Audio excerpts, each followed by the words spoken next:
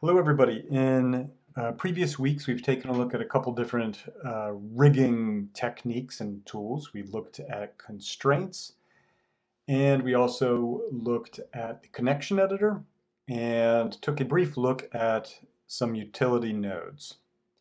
So in this video we're going to take a look at a third technique, set-driven keys. Similar to the constraints and the connection editor that we've looked at before, we can use set-driven keys to make one object drive another. And the convenient thing about the set-driven keys is it's a very easy, simple way of connecting basically any animatable property to any other animatable property of another object. So let's go ahead and take a look at how we can set up these set-driven keys and use them. And for this example, I'm going to first select this yellow cube, and then I'm going to come over to this drop down here in the upper left corner and make sure I'm in animation. I will go to key, set-driven key, set, and we'll open up the tools settings for the set-driven keys by clicking on the box here. And what I'd like you to notice is that in our set-driven key tools here, we have on the driven yellow cube, which is what I had selected when I opened it, and currently we don't have anything loaded up as the driver, but all I need to do is select my red cone and click on load driver.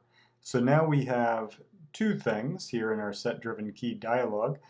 We've got a driver, which is going to be the red cone, meaning that properties of the red cone are going to affect some animated properties on the yellow cube here.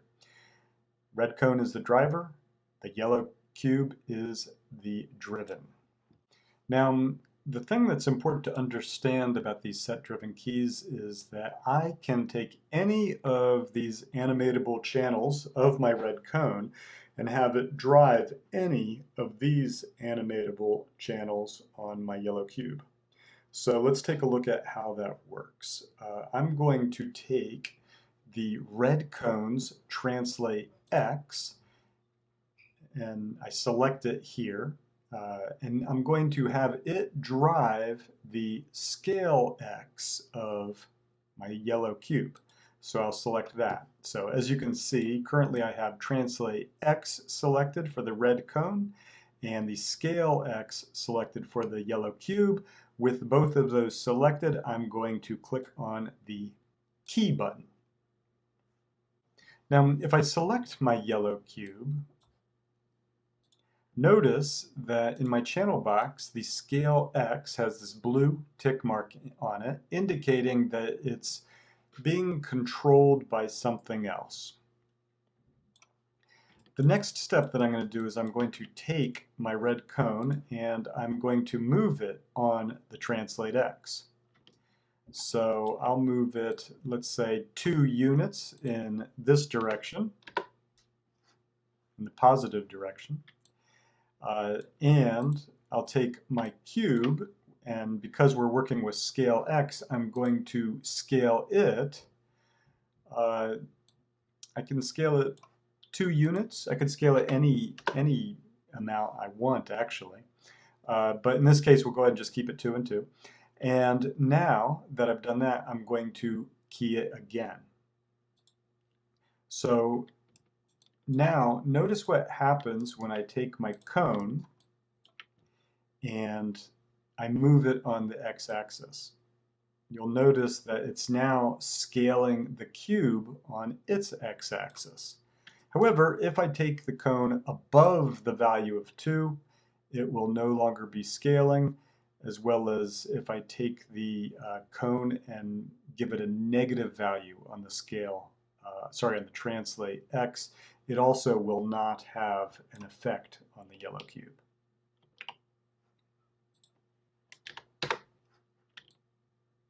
So what we're looking at here is that the red cone is driving a property of the yellow cube. In this case, the red cones translate x drives the yellow cube's scale x. Now if we select the cube and then go to the graph editor, you'll notice that we've got this animation curve. It looks like just a regular animation curve.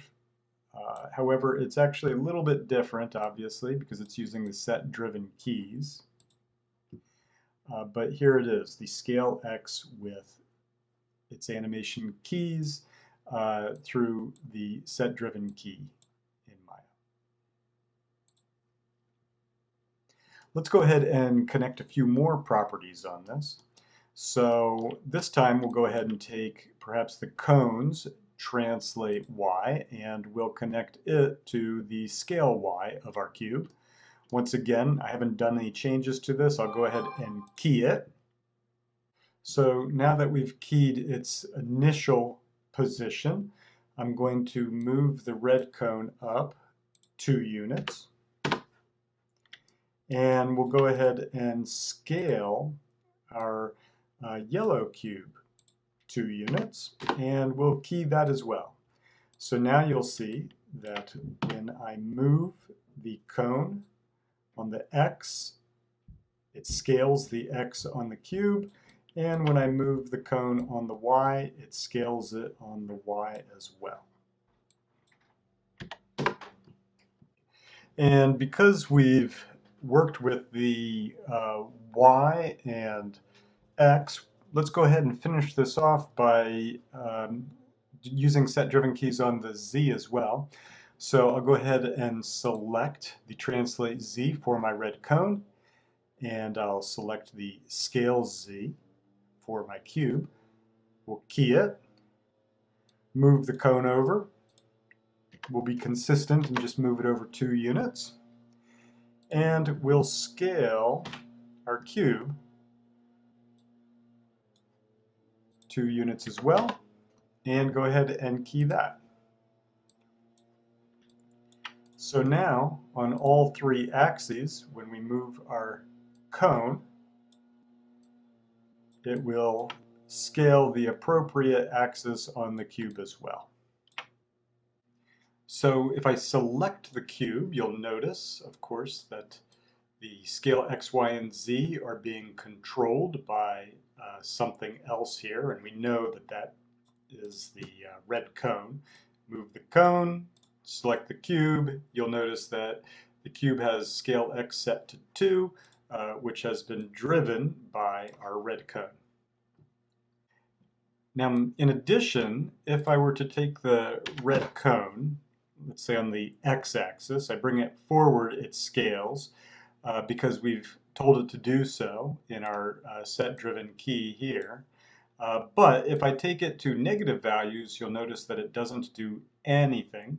But we can actually set more keys on these objects. It's not just the 2 keys that we've set on them so far.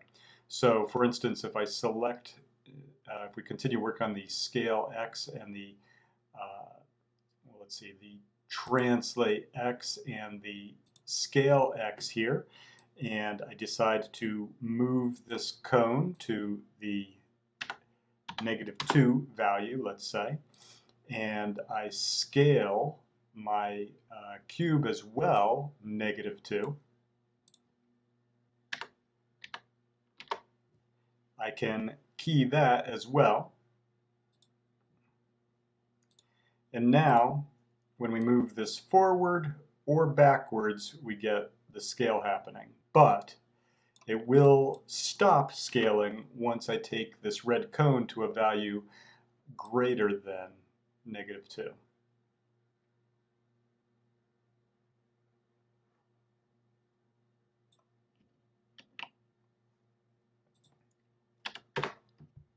And in fact, there's another way that we can accomplish this. And to demonstrate this, I'm going to grab the yellow cube, go to my graph editor, and we'll take a look at our animation keys here. Here is our scale X. I'm going to delete this key. As you can see, I can actually delete it from the graph editor. And we're going to select all 3 of our channels here. What I'd like you to notice is that we have a slow in, slow out in here on our set-driven keys. But what I'm going to do is make them linear. That means then when I move this cone, it's going to do it in a very linear fashion without any slow in, slow out on that yellow cube. But what I'm actually going to do is grab my animation keys here. Currently I have, if we go to View, Infinity checked on. That means that we see what the object is going to do beyond its last or first keyframes here. What we're going to do is select those animation curves, go to Curves, Post Infinity. Notice what I do if I'm going to do a cycle first, and then we'll try cycle with offset. So we'll try cycle. I'll do the same for the pre-infinity as well. Cycle. This will do something interesting. Watch this. We can in fact close the set-driven key now. You see that it's cycling through that scaling.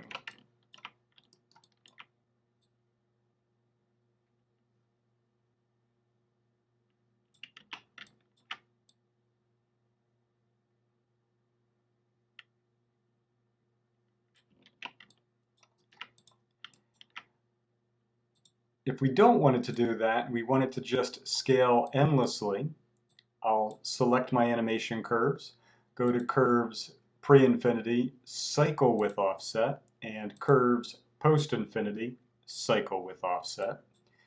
And now, if we move this cone, you'll see that the cube will endlessly scale.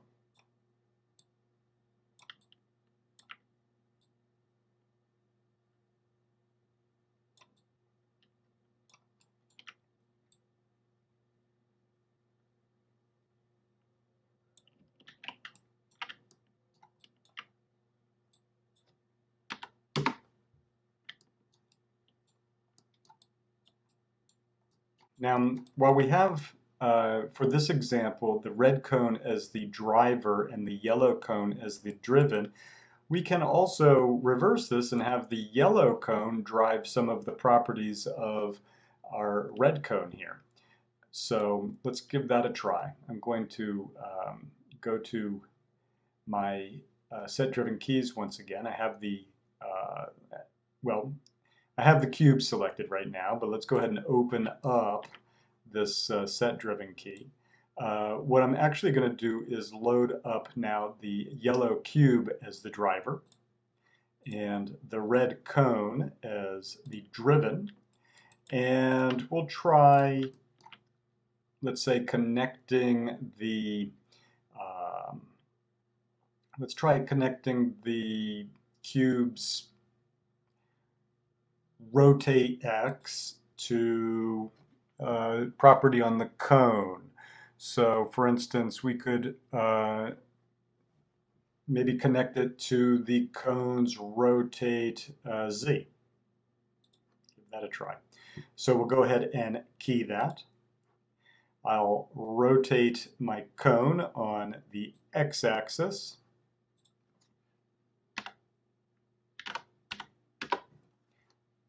And we'll rotate our, rotate the cube on the x-axis, and we'll rotate the cone on the z-axis.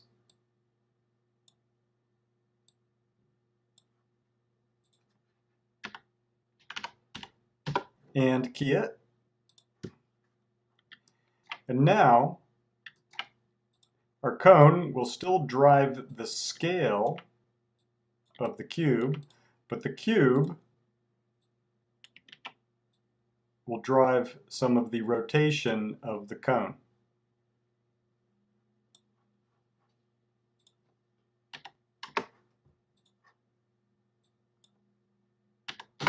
And in fact, with the cone selected, you can see that its rotate Z is being controlled by something else. Now, while this next thing I'm going to show you is not necessary, it will help make it so that these set keys are harder to break, because actually they are quite easy to break. If I were to, for instance, animate these channels here, it would break my set-driven key connection. So what I can do is, with my cube selected and I have my scale X, Y, and Z, which are being controlled by this cone here, what I'm going to do is select these channels, right click on them, and lock selected. That means then that I won't be able to take this and scale it. You can see that my scale manipulator has been grayed out, but it'll still be controlled by the cone here. You can do the same to the cone. It's being controlled, its rotate Z is being controlled by the cube here. I'll select the channel, right click on it, and lock selected. And now, while I can still rotate it on the x-axis, the y-axis, I cannot rotate it on the z-axis. But that's okay, because the rotate Z for it is being controlled by the rotate,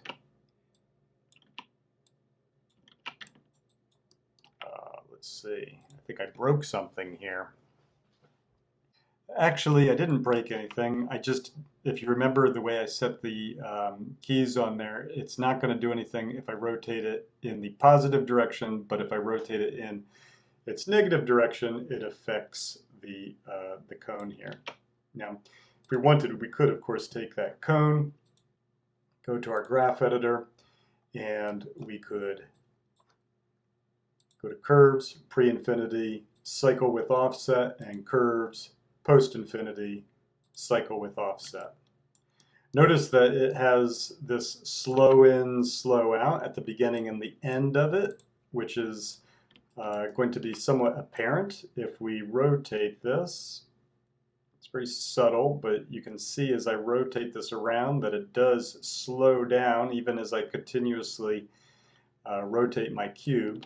So if we don't want that slow in, slow out, and usually you won't, then we can just come in here, select that cone, and make the keys linear. Now, with the examples that we looked at with constraints and with the connection editor, we've mostly just been looking at these properties of translates, rotates, and scales. But what I'd like to show you now is how we could actually have we could use set-driven keys to drive other things as well. So I'm going to try something else with this cube here. What we're going to do is select the cone's red material. So this time I've got the material itself selected, and I'll once again go to my key, set-driven key, and open it up. What you'll notice is that actually it's the material in the driven here. We're going to take the cube and load it as the driver, and we'll try tying its, let's try tying its rotate Y to the R, G, and B channels of our material. So we'll go ahead and key that. I'm going to rotate, we'll rotate the cube, let's say, -180. Go to the material, and we'll just change some of the material's properties, the color properties here. So we'll take that red and we'll make it green instead. And we'll key that. So now,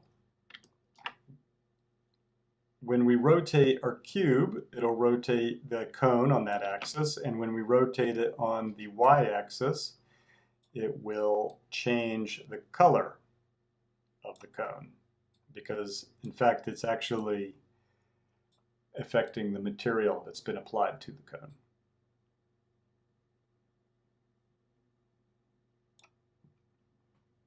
So that's a little bit about using set-driven keys. I recommend playing around with these tools and techniques and try to make interesting connections with these different channels of your objects and see what you can accomplish using these techniques. Thank you for watching.